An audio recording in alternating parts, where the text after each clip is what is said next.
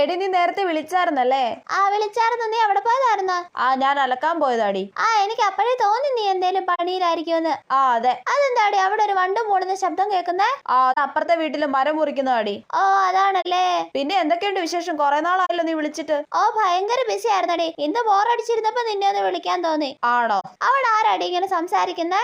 അത് അമ്മ അപ്പുറത്തെ വീട്ടിലെ ചേച്ചിയോട് സംസാരിക്കുന്നയാടി. അതാണല്ലേ.